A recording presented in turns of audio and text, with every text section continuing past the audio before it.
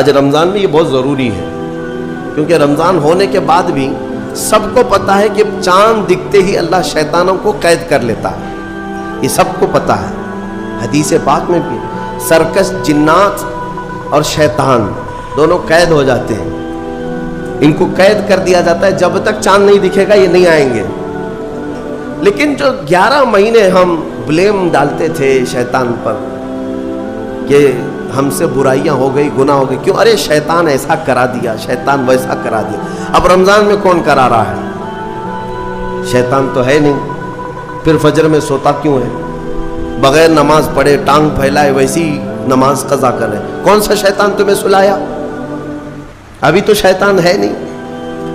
ابھی بھی بہت سارے لوگ چوری کا کھانا نہیں چھوڑتے، بہت سارے لوگ جھوٹ، دغا، غیبت یہ رمضان میں بھی نہیں چھوڑتے۔ تو یہ ان کو کون سا شیطان کروا رہا ہے؟ کون سا شیطان یہ برائیاں کرواتا ہے؟ اس کے جواب کے لیے ایک چیز سمجھنا ضروری ہے۔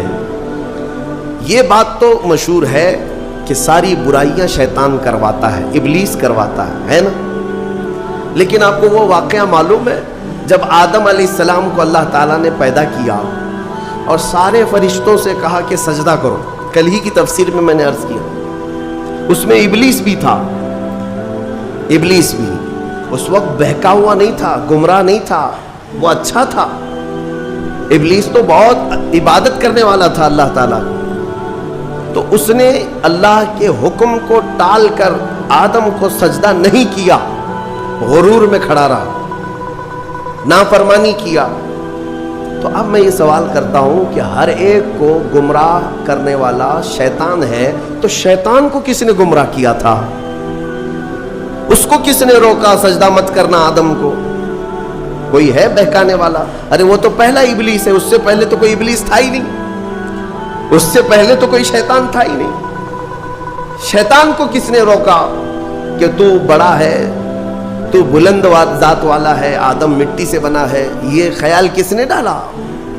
کون سا شیطان تھا اس سے پہلے؟ یہی بات سمجھنے کی ہے۔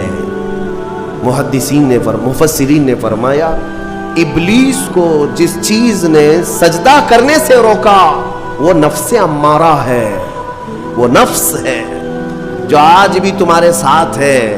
ہاں شیطان تو قید ہو جاتا ہے رمضان کے شروع ہوتے ہی، لیکن نفس تو ساتھ میں رہتا ہے۔